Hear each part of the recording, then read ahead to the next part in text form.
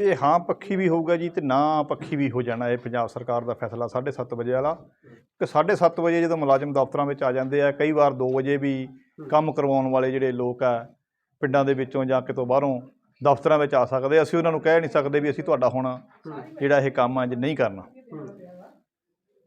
ਜਿੱਥੋਂ ਤੱਕ ਇੱਕ ਦੂਰ ਤੋਂ ਆਉਣ ਵਾਲੇ ਕਰਮਚਾਰੀਆਂ ਨੂੰ ਵੀ ਜਿਹੜੇ ਸ਼ਹਿਰ ਤੋਂ ਬਾਹਰੋਂ ਆਉਂਦੇ ਆ, ਦੂਸਰੇ ਕਸਬਿਆਂ ਤੋਂ ਜਾਂ ਦੂਰੋਂ ਦੂਰ ਦਰਾਡੇ ਪਿੰਡਾਂ ਤੋਂ ਮੁਲਾਜ਼ਮ ਕਰਮਚਾਰੀ ਆਉਂਦੇ ਆ, ਉਹਨਾਂ ਦੇ ਲਈ ਵੀ ਥੋੜ੍ਹੀ ਜਿਹੀ ਇਹ ਸਮੱਸਿਆ ਕੁਝ ਦਿਨ ਜ਼ਰੂਰ ਆਊਗੀ।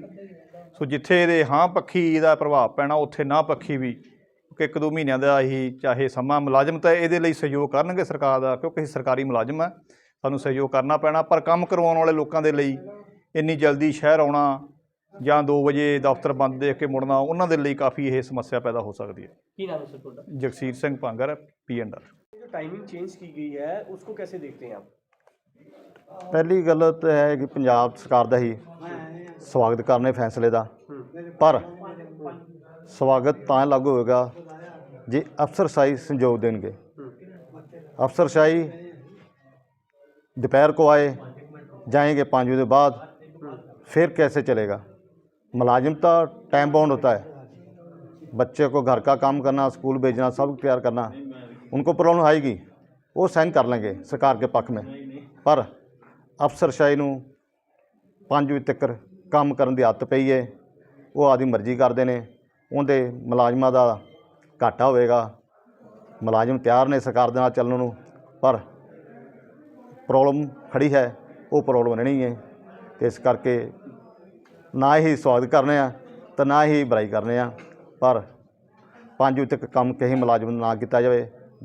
सरकार ने जो फैसला किया है वधिया किया है, बिजली बचाउण वास्ते असीं सरकार दे नाल हां, धन्नवाद सरकार दा, पर लागू करो, चंगे वास्ते करो। की नाम है सर ਤੁਹਾਡਾ? मेरा नाम मनोहर लाल, जिला प्रधान PSMG फिरोजपुर। पंजाब सरकार ने आने वाले समय में सुबह 7:30 बजे से लेकर 2 बजे का टाइम किया है, और कैसे देखते हैं आप? सर ऐसा है कि सरकार का जो फैसला होता है वो मुलाजमों पे लागू होता है, तो इसका मिला जुला प्रतिक्रिया है कि हम तो आ जाएंगे, जो सरकार बोलेगी हम सरकारी मुलाजिम हैं, सरकार का इनमें पालना करेंगे। पर इसके साथ जो मुश्किलें शुरू होंगी उसके बारे में भी हम कुछ कहना चाहते हैं कि 7:30 से लेके 2 बजे का टाइम है।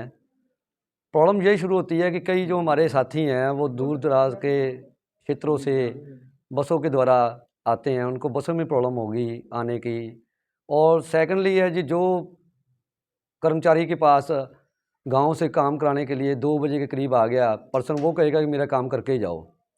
उसके बाद भी कई बार ऐसा होता है कि कई रिपोर्टें सरकार मांग लेती है, तो जिसके कारण एम्प्लॉइज़ को तो 5 ही बजेंगे। तो ये जो फैसला है इसके बारे में सरकार को सोचना चाहिए कि जो 2 बजे है वो दफ्तर बंद भी होने चाहिए, कि मुलाजिम को ये ना हो कि जो 7:30 से लेके 2 बजे तक काम शुरू किया है वो शाम के 5 या 7 बजे ही आदमी को वैसे जाना पड़े।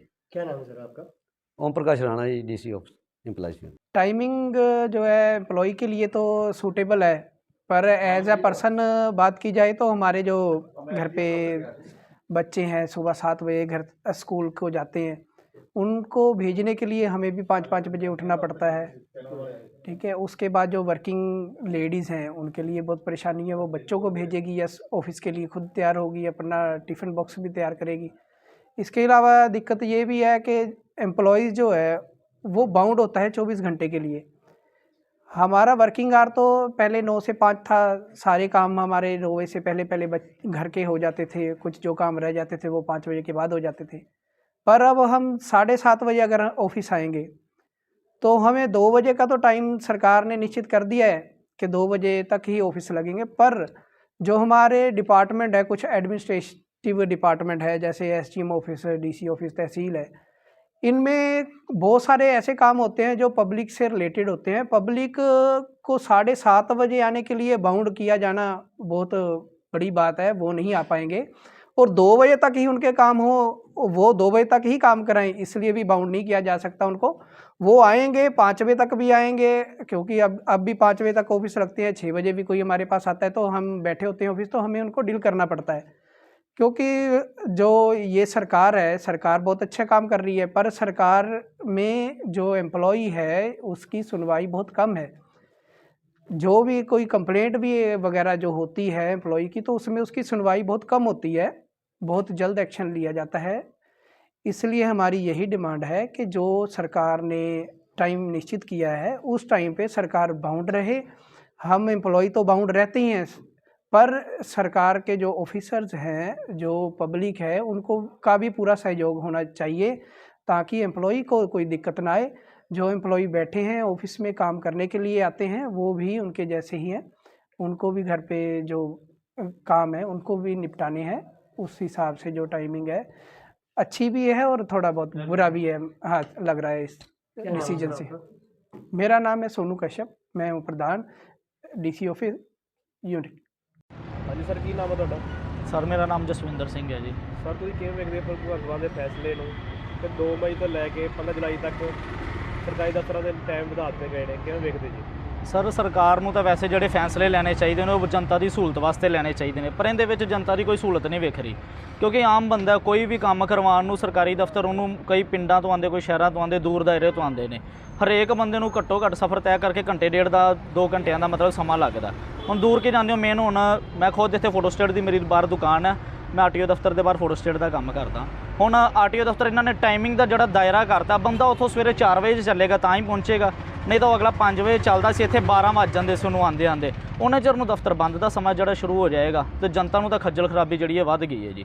ਫੈਸਲਾ ਕਿਵੇਂ ਵੇਖਦੇ? ਗਲਤ ਹੈ ਇਹ ਫੈਸਲਾ ਸਰਕਾਰ ਵੱਲੋਂ ਗਲਤ ਲਿਆ ਗਿਆ। ਮਤਲਬ ਕਿ ਟਾਈਮਿੰਗ ਜਿਹੜਾ ਉਸ ਹਿਸਾਬ ਨਾਲ ਉਹਨਾਂ ਨੂੰ ਸੈੱਟ ਕਰ ਦੇਣਾ ਚਾਹੀਦਾ ਕਿ ਜਨਤਾ ਨੂੰ ਖਰਾਬ ਨਾ ਹੋਵੇ। ਉਹਨਾਂ ਨੇ ਤਾਂ ਮੇਨ ਮੁਲਾਜ਼ਮਾਂ ਨੂੰ ਵੇਖਿਆ ਕਿ ਜਿਹੜਾ ਗਰਮੀ ਹੈ ਜਾਂ ਕੁਛ ਉਹਦੇ ਕਰਕੇ ਜਿਹੜੀ ਹੁਣ ਇੱਕ ਤਰਫ ਤਾਂ ਜਨਤਾ ਖਰਾਬ ਹੋਏਗੀ, ਦੂਜੇ ਤਰਫ ਜਿਹੜੇ ਮੁਲਾਜ਼ਮ ਨੇ ਉਹਨਾਂ ਨੂੰ ਵੀ ਸਵੇਰੇ ਆਪਦਾ ਠੀਕ ਹੈ ਘਰੋਂ ਟਾਈਮ ਨਾਲ ਨਿਕਲਣਾ ਪਏ ਕਰੇਗਾ। 4 ਵਜੇ ਚੱਲੇਗਾ ਤੇ 7-8 ਵਜੇ ਤੱਕ ਦਫ਼ਤਰ ਪਹੁੰਚਿਆ ਜਾਏਗਾ।